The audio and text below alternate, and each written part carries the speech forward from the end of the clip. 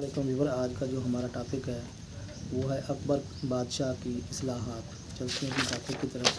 اس سے پہلے آپ سے ریکویسٹ ہے کہ آپ میرے چینل کو سبسکرائب، لائک اور شیئر کر دیں۔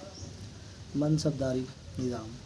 اکبر سے پہلے ملک میں جاگیرداری نظام جاری تھا۔ بادشاہ اپنے امراء کو جاگیریں دیتے تھے اور وہ حکومت کو سالانہ لگان ادا کرنے کے پابند تھے۔ اس کے علاوہ وہ سپاہی اور گھوڑے بھی رکھتے تھے تاکہ وقت ضرورت انہیں بادشاہ کی مدد کے لیے بھجوایا جا سکے۔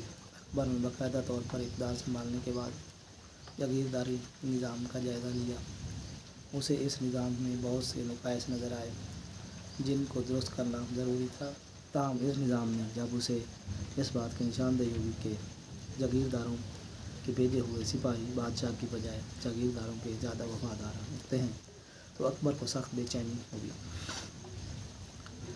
اکبر اپنے انداز حکومت اور مزاج کے اعتبار سے ایسا رجحان کبھی برداشت نہ کر سکتا تھا، کیونکہ وہ اس طرح کی طاقت اپنے پاس رکھنا چاہتا تھا اور پھر سیاسی طور پر سپاہیوں کا جاگیرداروں کا وفادار ہونا کسی بھی بادشاہ کے لیے کسی بھی وقت بغاوت کا پیش خیمہ ہو سکتا تھا۔ ان دنوں کئی جاگیرداروں نے اکبر کے خلاف سازشیں شروع کر دیں۔ اکبر نے سابق نظام کو بدل کر منصبداری نظام قائم کیا۔ منصبداری نظام میں ہر سرکاری عہدیدار کو، خواہ وہ سول میں ملازم ہو یا فوجی محکموں میں، ایک منصب عطا کیا جاتا تھا۔ ایک منصب رکھنے والے منصبدار سے کبھی سول محکموں اور کبھی فوجی شعبہ میں کام لیا جا سکتا تھا۔ ان دونوں شعبوں کے درمیان کسی قسم کی تفریق نہ رکھی جاتی تھی۔ اکبر نے 10 سے 20 ہزار منصب قائم کیے۔ 5000 سے اوپر کے منصب شاہی افراد یا معتمد لوگوں کے لیے مخصوص تھے۔ ہزاری منصب کے ساتھ ذات اور سوار کی صلاحیتیں استعمال کی جاتی تھیں، مثلاً 5 ہزاری ذات اور 2 ہزاری سوار یا 7 ہزاری ذات اور 4 ہزاری سوار وغیرہ۔ ذات سے مراد فوجیوں کی تعداد اور سوار سے مراد شہ سواروں کی تعداد تھی۔ ہر منصب دار کے لیے لازم تھا کہ وہ مقررہ تعداد میں سپاہی، شہ سوار اور دوسرا سامان جنگ اپنے پاس رکھے تاکہ بوقت ضرورت وہ بادشاہ کی مدد کر سکیں۔ ہر منصب دار کو اس کے منصب کے مطابق تنخواہ ملتی تھی۔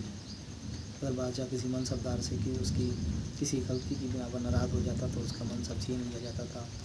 منصب موروثی نہ تھے، ہر شخص کو اس کی قابلیت یا خدمات کی بنا پر منصب عطا ہوتے تھے۔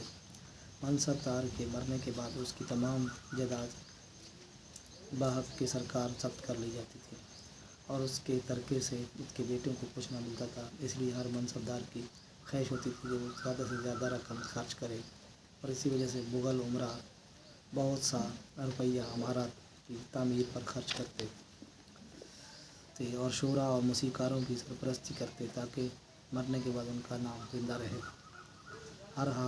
ہر منصب دار کی فوج، سواروں اور گھوڑوں وغیرہ کا باقاعدہ معائنہ کیا جاتا تھا اور رجسٹر میں ان کا حلیہ لکھا جاتا تھا۔ گھوڑوں کو باقاعدہ داغا جاتا تھا اور ایک ران پر منصب دار کا دوسری ران پر سرکاری نشان ہوتا تھا۔ مذہبی پالیسی۔ اکبر کا بچپن مذہبی ماحول میں گزرا۔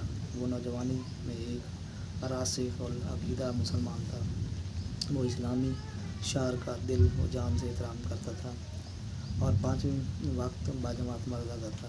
وہ صبح سویرے بیدار ہو جاتا اور نماز فجر سے قبل وظائف میں مشغول رہتا۔ اکبر کو بزرگوں کے ساتھ دلی عقیدت تھی۔ وہ ہر سال خواجہ معین الدین چشتی کے مزار مبارک کی زیارت کے لیے اجمیر جایا کرتا تھا۔ اسے شیخ سلیم چشتی کے ساتھ بھی بہت عقیدت تھی۔ صوفیہ کے ساتھ لگاؤ کی وجہ سے اکبر نے فتح پوری سیکری میں عبادت خانہ کے نام سے ایک عمارت تعمیر کروائی جہاں نماز جمعہ کے بعد وہ علماء و مشائخ کے ساتھ بیٹھتا اور مذہبی مسائل پر گفتگو کرتا۔ ان محافل میں ہونے والی علمی بحثوں کے باعث